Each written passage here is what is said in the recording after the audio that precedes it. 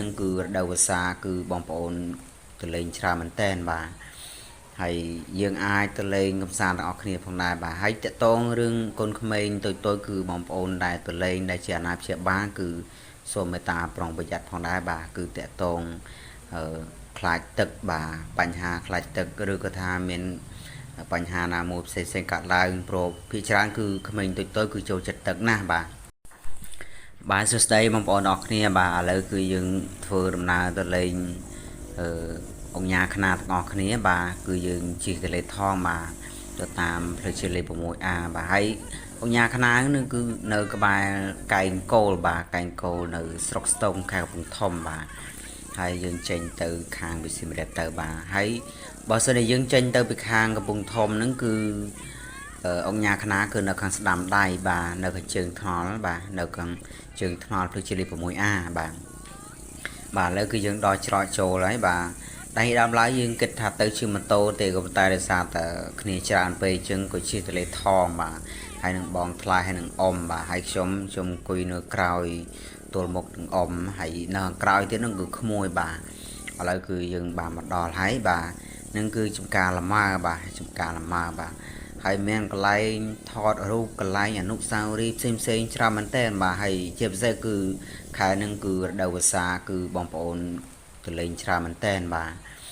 ហើយយើងអាចទៅលេងកម្សាន្តទាំងអស់គ្នាផងដែរបាទហើយតកតងរឿងកូនក្មេងតូចៗគឺបងប្អូនដែលទៅលេងដែលជាអាណាព្យាបាលគឺសូមមេត្តាប្រុងប្រយ័ត្នផងដែរបាទគឺតកតងខ្លាចទឹកបាទបញ្ហាខ្លាចទឹកឬក៏ថាមានបញ្ហាណាមួយផ្សេងៗកើតឡើងព្រោះភាគច្រើនគឺក្មេងតូចៗគឺចូលចិត្តទឹកណាស់បាទហើយនឹងគឺកន្លែងគេលេងទឹកហើយបាទហើយកន្លែងលេងទឹកបាទហើយផ្លូវឆ្លងនឹងគឺមានស្ទះទឹក2បាទមានស្ទះទឹក2ដែលគេដាក់នឹងបាទហើយមុខស្ទះទឹកនឹងគេចងកដុងជុំវិញគេមកឲ្យយើងលេងទឹកក្បែរនឹងទេបាទហើយនៅខាងក្រោមនឹងគឺគេចងខ្សែដល់ទៅ3បាទខ្សែពួរ3គឺគេការពារខ្លាច់ក្រែងយើងលេងនៅខាងលើទៅល្អិលឬក៏ប៉ើងឬក៏អីយ៉ាងណាវាអាចជាប់នឹងខ្សែខាងក្រោមបាទហើយនៅខាងក្រោមទៀតក៏មានពងមានអីទៀតដែរបាទហើយនៅខាងក្រោមទៀតក៏មានម៉ូតូទឹកគេត្រៀមលក្ខណៈដែរបាទហើយនឹងគឺក្មួយស្រីហើយនឹងក្មួយប្រុសរបស់ខ្ញុំបាទឥឡូវគឺយើងឆ្លងផុតមួយដំណាក់កាលពីស្ទះទឹកមួយយើងចូលមកផ្លូវ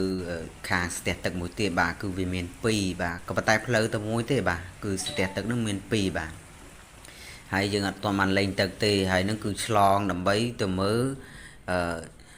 នៅខាងត្រើយម្ខាងទៀតបាទគឺមានសួនមានអីផ្សេងបាទហើយទៅមើលសត្វព្រៃសត្វអីបាទនឹងគឺមកដល់ហើយបាទគឺក្នុងព្រៃដូចជាព្រៃយើងធម្មជាតិចឹងបាទក៏ប៉ុន្តែលក្ខណៈថាគេដាំបន្ថែមអញ្ចឹងទៅដើម្បីលម្អដើម្បីយើងចូលលេងទស្សនាអញ្ចឹងបាទហើយនឹងអ៊ំរបស់ខ្ញុំនឹងគឺគាត់ជំនាញខាង live អញ្ចឹងគាត់ភាគច្រើនគឺគាត់ live ដល់ពេលខ្ញុំអត់សូវប្រកែ live អញ្ចឹងបានតែថតវីដេអូនឹងសកម្មភាពអញ្ចឹងទេបាទខ្ញុំនឹងបាទហើយថតនឹងគឺដើរមើលកូនបាទដើរមើលកូនហើយជាពិសេសគឺកូនតូចផងដែរហើយខ្ញុំនឹងដើរតាមនឹងបាទហើយត្រង់នឹងគឺត្រង់គេដាក់សัตว์អូទ្រីសបាទឥឡូវគឺយើងមកមើលសัตว์អូទ្រីសបាទនឹងគឺសក់កូនបាទនឹងគឺកូនស្រីខ្ញុំហើយនឹងប្រពន្ធខ្ញុំបាទហើយនឹងគឺត្រង់នឹងគឺដាក់សัตว์អូទ្រីសមុនមិញបាទនឹងគឺសុទ្ធតែមេបាទហើយខ្ញុំថតផងហើយខ្ញុំដើររត់តាមផងព្រោះខ្លាចកូនក្មេងតូចដែលយើងនាំទៅនឹងវារត់ទៅរកទឹកវិញបាទខ្លាចក្រែងរត់រកទឹកវិញវាបញ្ហាបាទអញ្ចឹងយើងតាមបាទហើយតាមនឹងមានណាគឺរត់តាមដែរបាទឆ្វែលចុះឆ្វែលឡើងនៅពេញហ្នឹងបាទហើយខ្ញុំមិនដឹងមើលណាមើលណីទេគឺដឹងថាថតយកអាណាថតបានក៏បានណាបានក៏អត់ទៅបាទហើយបានប៉ុណ្ណឹងក៏បងប្អូនមើលតាមហ្នឹងទៅបាទហើយមើលលេងជាការកំសាន្តហើយបើបងប្អូនចង់ទៅលេងក៏អាចទៅលេងបានដែរបាទនៅក្បែរកែងគោលបាទនៅស្រុកស្ទងបាទ